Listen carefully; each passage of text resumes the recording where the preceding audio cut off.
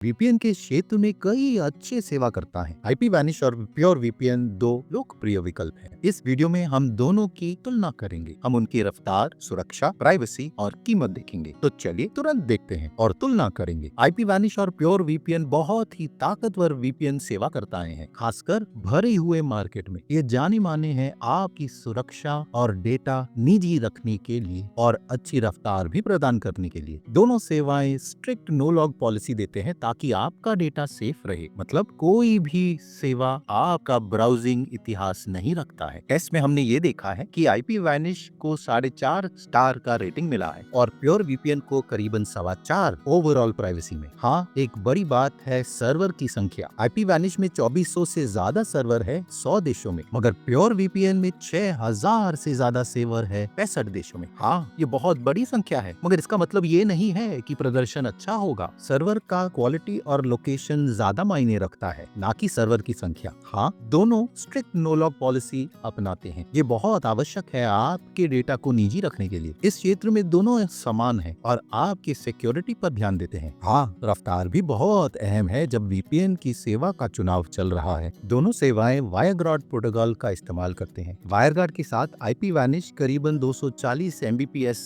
Download speed और 130 Mbps upload speed देता है। प्योर वीपीएन दूसरी तरफ इसी प्रोटोकॉल में आपको करीबन 200 एमबीपीएस डाउनलोड और 210 एमबीपीएस अपलोड स्पीड देता है। तो अगर आपको डाउनलोड स्पीड चाहिए, आईपी वैनिश आपके लिए थोड़ा अच्छा प्रदर्शन करता है, मगर जब अपलोड स्पीड की बात आती है तो प्योर वीपीएन आगे बढ़ जाता है। अच्छी रफ्तार से आप स्ट्रीमिंग, डाउनलोडिंग और अच्छा अपलोड कर सकते हैं गिरावट के बगैर। दोनों सेवाएं अच्छी रफ्तार देते हैं, मगर आपका चुनाव अपलोड या डाउनलोड की रफ्तार पर निर्भर है। जब हमने दोनों की रफ्तार को दूसरे प्रोटोकॉल्स जैसे IKE-v2 और OpenVPN में देखा, IKE-v2 में आईपी वैनिश करीबन 233 एमबीपीएस डाउनलोड स्पीड और 18 एमबीपीएस अपलोड स्पीड दे रहा था, और प्योर वीपीएन करीबन 169 एमबीपीएस डाउनलोड और 12 एमबीपीएस अपलोड स्पीड। OpenVPN के यूडीपी टेस्ट में प्योर वीपीएन आईपी वैनिश से करीबन 3 गुना ज्यादा, मगर आईपी वैनिश कभी कभी ओपन वीपीएन पे अच्छे प्रदर्शन भी कर लेता है। ओपन वीपीएन टीसीपी बहुत ही स्थिर है, मगर यूडीपी से धीमा। तो अंत में देखा जाए तो कोई सीधे सीधे नहीं जीतता है, क्योंकि दोनों प्रोटोकॉल काफी अलग है और इस पर निर्भर करते हैं कि आप क्या अपलोड कर रहे हैं। एक और अहम चीज ये है जब आप वीपीएन का चुनाव कर रहे हैं, और वो है सुरक्षा की विशेषताएं। आईपी वैनिश और प्योर वीपीएन दोनों मिलिट्री ग्रेड एन्क्रिप्शन का इस्तेमाल करते हैं आपके डेटा को सुरक्षित रखने के लिए। इनमें एक खास विशेषता है किल स्विच,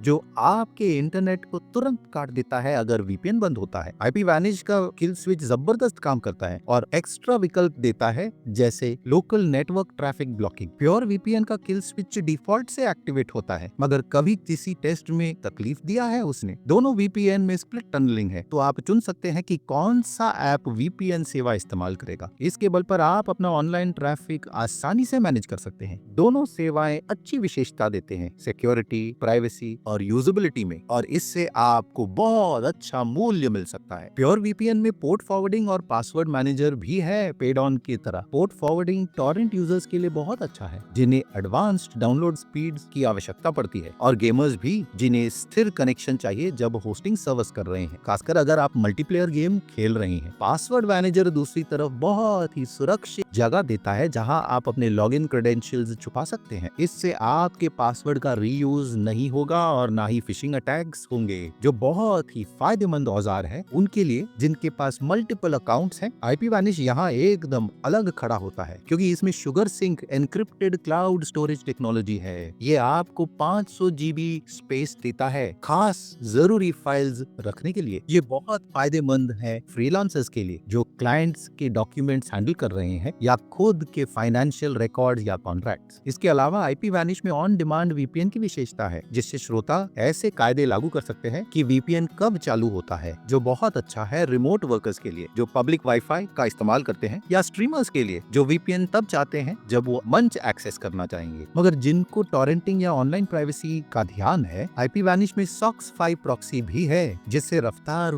बढ़ जाती है और आपके आईपी एड्रेस को छुपा देता है। ये कंटेंट क्रिएटर्स के लिए बहुत बहुत अच्छा विकल्प है जो अपलोड और डाउनलोड करते हैं बड़े फाइल्स को P2P नेटवर्क पर। और फिर स्टेल्थ वीपीएन भी है उसमें जो सारे वीपीएन के रिस्ट्रिक्शंस को बाईपास कर देता है। एक और अहम विशेषता है उसका स्ट्रीमिंग क्षमता। प्योर वीपीएन सबसे ज्यादा स्ट्रीमिंग सेवाओं को अनब्लॉक करता है, भले वो नेटफ्लिक्स, BBC iPlayer, यूट्यूब या कई दूसरे मंच हैं। ये ब्राउजर एक्सटेंशन से स्ट्रीमिंग भी सपोर्ट करता है।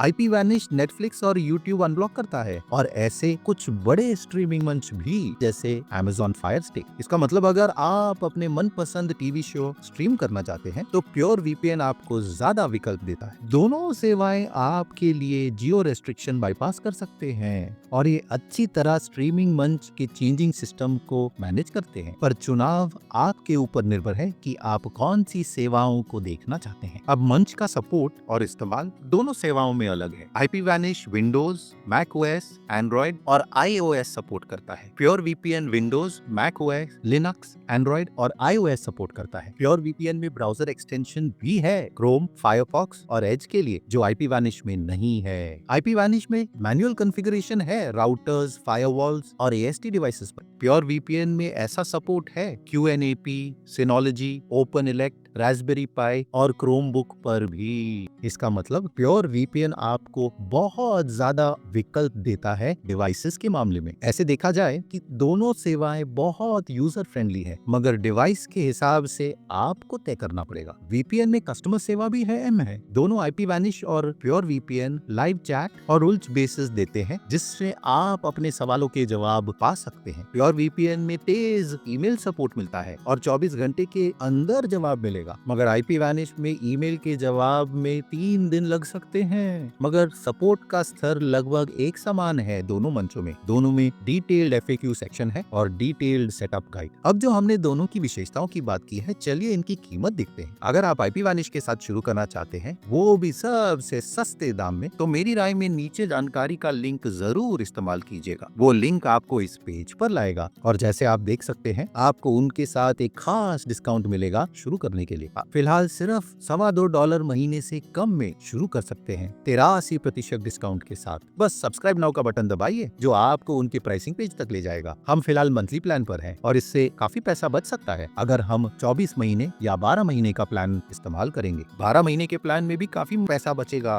मगर 24 महीने का प्लान सबसे ज्यादा बचाएगा। आप देख सकते हैं हर प्लान की अलग विशेषताएं हैं। ये ऑप्टिमाइज्ड है नेटफ्लिक्स, डिज्नी प्लस, ESPN और दूसरे मंचों के स्ट्रीमिंग के लिए। इसके अलावा 24 घंटे फोन और लाइव चैट सपोर्ट। इसमें हाई स्पीड सर्वर है 90 देशों से ज्यादा में। एक बार आपने इन प्लान में से एक चुना है, आपको बस उसे सिलेक्ट करके अपने पेमेंट की जानकारी डालनी है। अगर आप प्योर वीपीएन के साथ शुरू करना चाहते हैं तो नीचे जानकारी में आपको उसका लिंक मिलेगा। वो आपको इस पेज पर लाएगा जहां आप प्योर वीपीएन के साथ फ्री में शुरू कर सकते हैं पहले 7 दिनों के लिए। इस मंच के साथ शुरू करने का ये सबसे अच्छा तरीका है। के अलावा इनके पास 31 दिनों का पैसा वापस गारंटी भी है। आपको पूरा पैसा वापस मिलेगा बगैर सवालों के। बस गेट प्योर वीपीएन का बटन दबाइए और वो उनके प्राइसिंग पेज पर आपको ले जाएगा। तो 7 दिनों के फ्री ट्रायल के लिए आपको 99 सेंट देने होंगे और फिर $11 जो उसकी सामान्य कीमत है। अगर उनकी कीमत पर अगर आप जाएंगे तो आपको उनके अलग प्लान दिखेंगे अलग बजट के लिए। इनका एक 5 साल का प्लान है जो सच में सबसे सस्ता होगा, फिर 2 साल और 1 साल और महीने का प्लान। हाँ, यहाँ प्लान